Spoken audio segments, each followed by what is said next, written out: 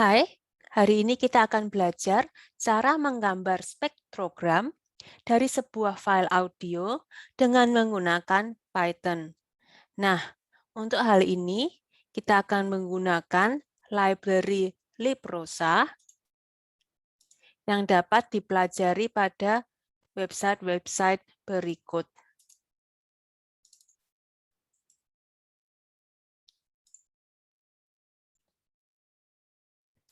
Nah, karena kita ingin menggunakan library librosa, karena itu saya pertama-tama impor library tersebut.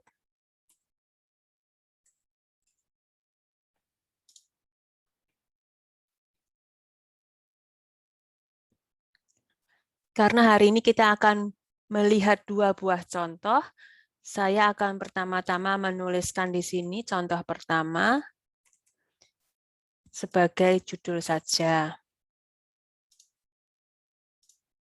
Kemudian untuk contoh pertama ini kita akan mengambil file yang sudah disediakan oleh library librosa dengan cara berikut.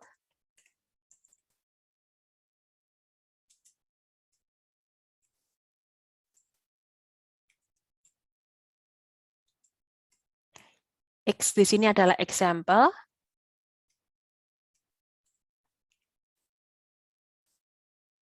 Nah, di fungsi ini kita akan mengambil contoh file contoh audio dari librosa, kemudian meng-load itu dan menyimpannya dalam variabel Y.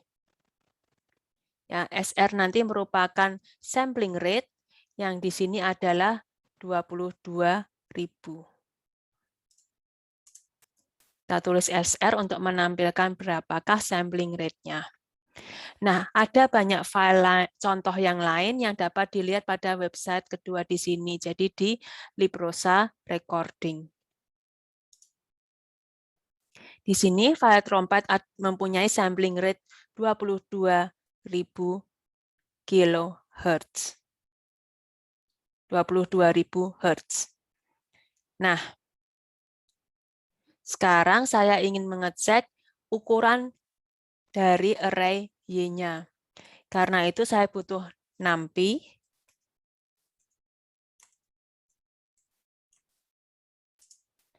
Lalu saya pakai numpy.shape. Ya, fungsi ini dapat dipakai untuk mencari ukuran dari suatu array. Nah, bisa dilihat di sini bahwa Y mempunyai 100.000 sekian sampel. Untuk mengetahui berapa panjang dari file audio ini, kita bisa juga menghitungnya dari panjang jumlah sampel dibagi dengan sampling rate-nya. Misalnya kita beri nama duration, panjang dari Y, dibagi dengan sampling rate-nya. Lalu kita tampilkan duration-nya. Dengan demikian kita mengetahui bahwa file audio ini panjangnya sekitar 5 detik. Kita dapat juga mendengarkan file audio ini. Untuk itu kita butuh fungsi audio yang diambil dari library IPython display. Kita tulis saja fungsinya audio Y dengan sampling rate-nya sesuai dengan sampling rate aslinya.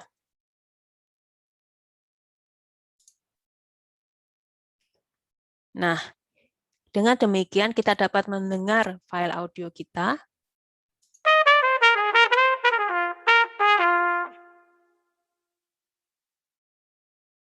Selain mendengarkan, kita juga dapat menampilkan grafik dari file audio kita.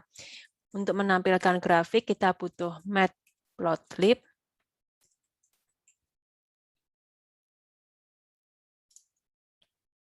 Kita pakai plot biasa saja, misalnya seperti ini. Nah, kita sudah bisa melihat di sini file audio kita dalam bentuk grafik. Demikian untuk membaca file audionya. Sekarang kita akan masuk ke metode membuat spektrogramnya.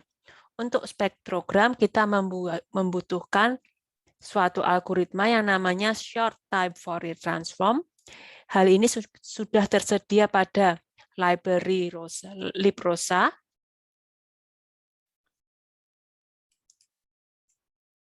S merupakan hasil dari short time Fourier transform-nya. Nah, kita cuma ingin mengambil nilai absolut dari short time Fourier transform-nya. Kita pakai NumPy absolut. Lalu librosanya kita ambil short time Fourier transform dari Y. Jadi pada dasarnya fungsi ini memasukkan Y, menghitung Y dengan menggunakan short time Fourier transform.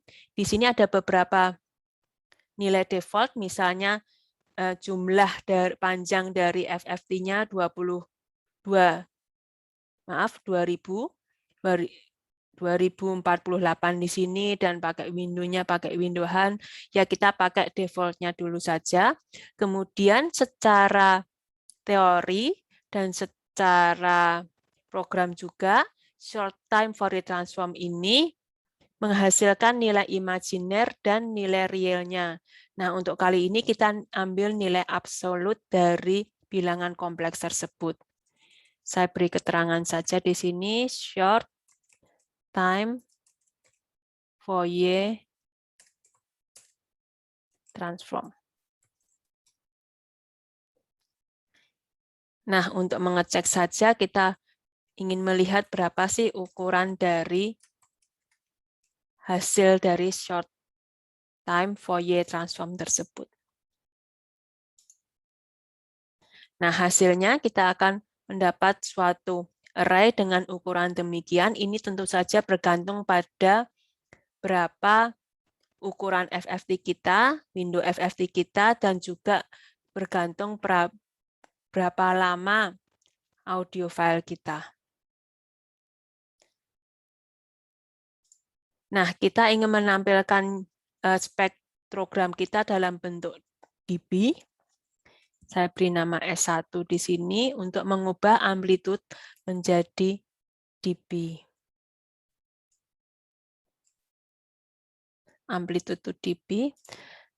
Nah, perlu diingat di sini dB di audio artinya adalah sound pressure level SPL ya.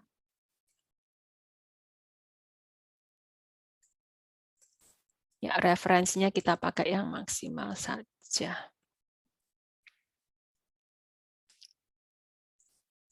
Saya beri keterangan di sini menghitung sound pressure level,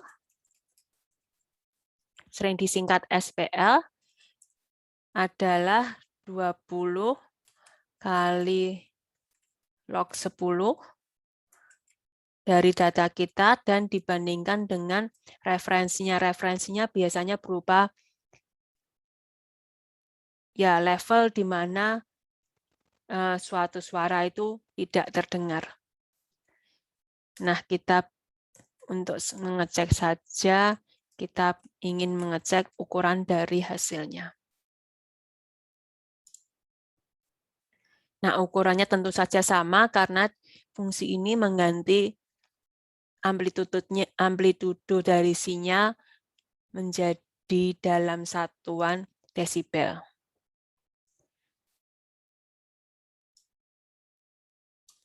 Nah, untuk menggambarkan spektrogramnya, kita bisa pakai fungsi berikut. Juga tersedia dalam librosa, hanya di sini librosa display. Ya, untuk memakai display, kita pakai spek show di sini adalah menunjukkan spektrogramnya. Yang lainnya ini hanya untuk subplot untuk menggambarkan color bar-nya nanti supaya bisa dibagi. Dan title di sini tentu saja untuk memberikan judul pada gambar kita. Kita lihat saja. Nah, di sini kita sudah mendapatkan spektrogram kita. Cara membaca spektrogram ini adalah yang berwarna terang menuju kuning. Di sini dia mempunyai nilai atau amplitudo yang lebih tinggi dibanding yang berwarna hitam. Nah, grafik ini menggambarkan frekuensi yang didapat dari file audio tersebut terhadap waktu. Jadi, pada detik kesekian, frekuensi mana yang diberikan oleh file audio tersebut. Demikian cara menggambar spektrogram, dan ini ya spektrogramnya power dalam artian dalam dB. Nah, selain spektrogram dari file yang diberikan di contoh Librosa, kita juga bisa melihat spektrogram dari sebuah file WAV. Saya tulis di sini sebagai contoh kedua, example kedua.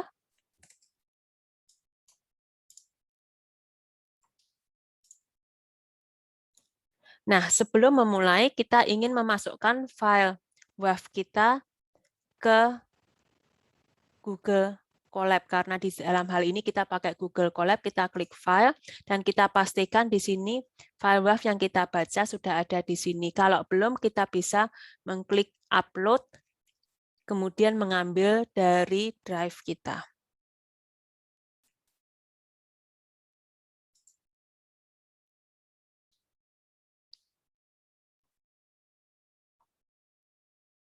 Nah, untuk mengambil ini kita pakai library juga yang dari Librosa.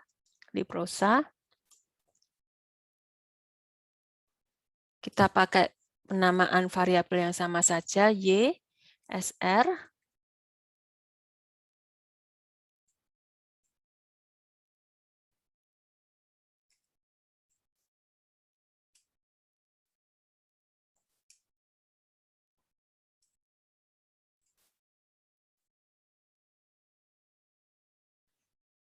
Ya, semoga berhasil. Ya, berhasil. Lalu kita bisa seperti yang tadi bisa menggambarkan file ini.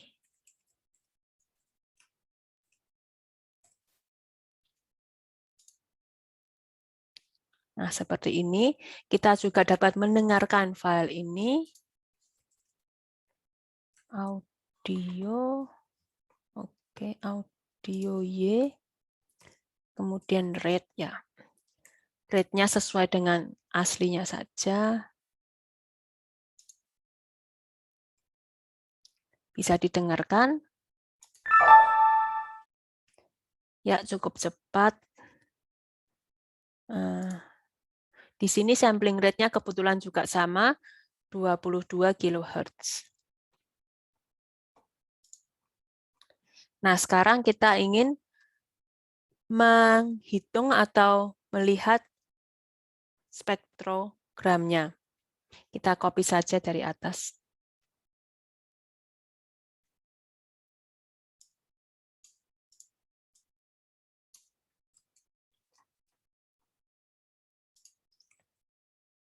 Ini untuk menghitung short time Fourier transform-nya.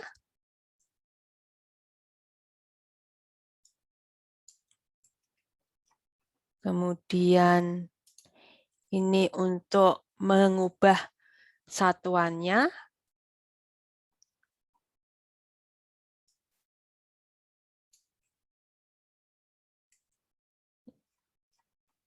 Kemudian ini untuk menggambarkan spektrogramnya. Nah, tentu saja di sini filenya berbeda, spektrogramnya berbeda, namun dapat dilihat juga di sini. Di sini adalah frekuensi yang terdapat pada file audio tersebut dan waktu. Jadi pada detik kesekian atau sub detik kesekian, maka frekuensi mana yang dominan. Demikian penjelasan mengenai membuat spektrogram dari suatu file audio. Semoga bermanfaat untuk penelitian Anda. Terima kasih.